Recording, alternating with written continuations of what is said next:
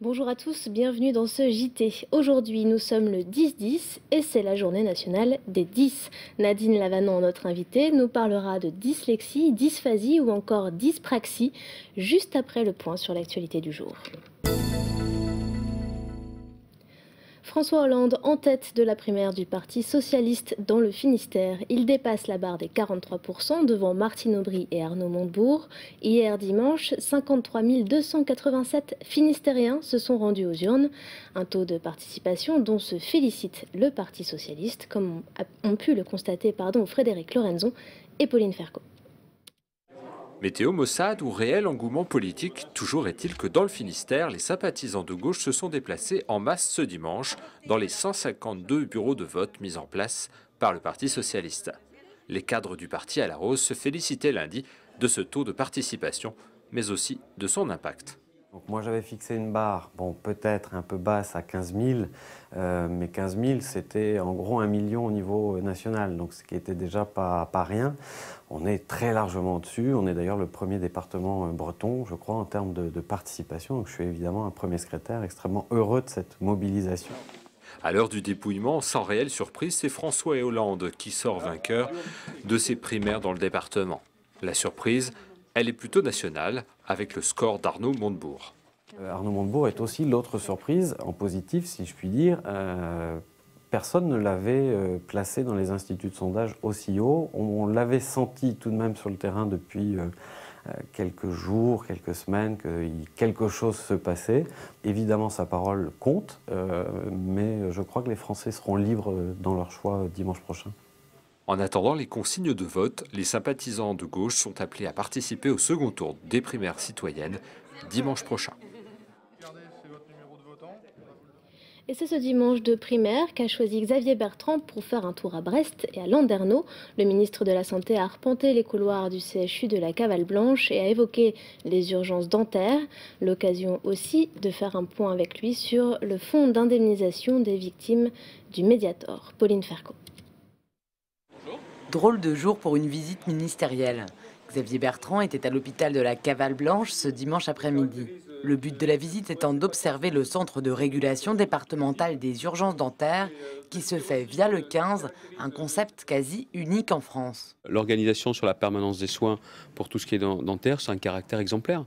Est-ce que ici, dans le Finistère, vous savez vraiment que si vous avez un mal de dents le week-end, vous appelez le 15 ? Il n'y a pas beaucoup de personnes qui répondaient oui. Or, ici, on passe par le centre 15, on a la réponse, soit un conseil médical pour dire voilà quel type de médicaments vous pouvez prendre si vous en avez chez vous, voilà ce que vous pouvez aller voir à la pharmacie de garde, mais aussi d'un autre côté, venez à l'hôpital ou allez voir tel dentiste qui est de garde ou d'astreinte. Donc il y a beaucoup de solutions qui existent, mais je n'ai pas assez de personnes aujourd'hui qui sont déjà au courant du système qui existe. Et puis lorsque le ministre de la Santé vient sur les terres de la pneumologue Irène Frachon, cela évoque forcément l'affaire Mediator. Alors, qu'en est-il du fonds d'indemnisation des victimes mis en place à la rentrée? Seront-elles rapidement indemnisées? Si on a un fonds, c'est pour qu'elles aient une indemnisation juste et rapide. Et je pense que c'était à la loi d'apporter ces garanties.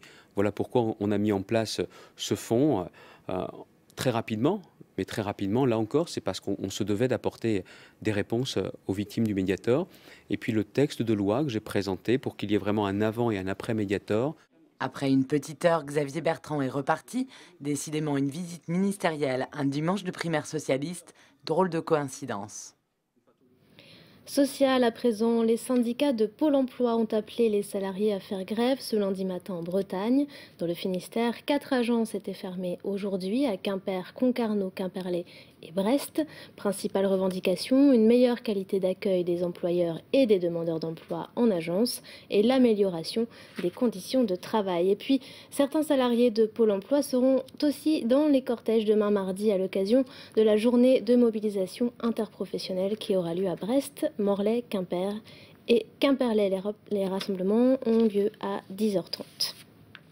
Avis aux passionnés de tennis toute la semaine sur TBO, l'Open de Rennes est à l'honneur. Ce tournoi de tennis a lieu jusqu'au 16 octobre dans le complexe sportif de Bréquigny. Et tous les soirs, jusqu'à vendredi, un match est diffusé sur notre antenne à partir de 20h30. Samedi, TBO diffuse les demi-finales à partir de 14h30. Et rendez-vous pour la finale de cet Open de tennis de Rennes dimanche à partir de 13h. Et ce programme vous est proposé en collaboration avec les autres chaînes bretonnes, TVR 35 et Titélé. Place à notre invitée, Nadine Lavanant, bonjour. Bonjour. Alors vous êtes membre de l'association AP10 29, c'est l'association de parents d'enfants dyslexiques. Et chaque année depuis 6 ans, vous organisez la journée des 10, le 10-10. Alors déjà, qu'appelle-t-on les 10 DYS? D'accord. Alors les 10, on peut parler de 3 sortes de 10. En général, vous avez la dyslexie, c'est le problème de l'oral, de l'écrit, excusez-moi. Et vous avez donc la dysphasie, qui est le problème du trouble de l'oral, et la dyspraxie, qui est au contraire le problème de la gestuelle. Est-ce que ce sont des troubles ou des maladies? Est-ce qu'on appelle ça des maladies? Écoutez, ce sont des troubles cognitifs qui sont reconnus comme un handicap. Donc c'est un handicap qui est, on va dire, qui n'est pas visuel, qu'on ne voit pas. Parce que vous ne voyez pas que moi je suis dyslexique. Non. Voilà, si j'écris, je vais faire des fautes. Si je veux m'orienter dans Brest, je vais faire 2-3 tours avant d'arriver chez vous. Bon, ça se voit pas. Voilà. Bon, un enfant pareil qui a des troubles pour s'exprimer, il aura une lenteur des fois pour s'exprimer, il va avoir du mal à s'exprimer, mais ce n'est pas, vous n'allez pas le voir. Ce sont des enfants qui n'ont pas de déficience. D'accord. C'est un handicap cognitif. Ça concerne combien de personnes dans le Finistère? Dans le Finistère, on peut plutôt parler de pourcentage. Vous avez entre 8 à 10% d'enfants 10 en général, et vous avez 1% d'enfants 10 sévères. Et c'est pour ces enfants 10 sévères que l'on n'a pas beaucoup de structures. Justement, quelle structure il y a déjà dans le Finistère et qu'est-ce qui manque finalement? Dans le Finistère, il n'y a aucune structure. Dans les autres départements justement de Bretagne, vous en avez, c'est-à-dire vous avez des CESAT. Alors CESAT, ce sont donc des services d'éducation de soins à domicile, avec de l'orthophonie, de l'ergo, de la psychomotricienne, excusez-moi. C'est un peu troublant de parler. Et donc ces services-là n'existent pas dans le Finistère, mais existent dans les autres départements. Comment ça se fait? Je pense que là, je laisserai peut-être l'Éducation nationale s'exprimer. Je ne peux pas m'exprimer à leur place, parce que c'est eux qui autorisent les ouvertures des CLIS troubles des apprentissages. Ils n'en veulent pas dans le 29, mais vous avez toujours des ouvertures dans les autres départements. Donc je pense que là, après, c'est la balle est dans leur camp. Mais donc ces centres spécialisés ne permettent pas de guérir ces dyslexies, dysphasie, etc. Est-ce qu'on en guérit?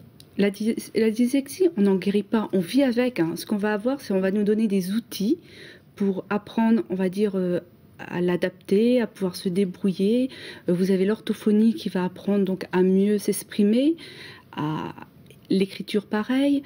La dyspraxie, vous allez avoir de l'ergo qui va vous permettre à mieux maîtriser vos gestes.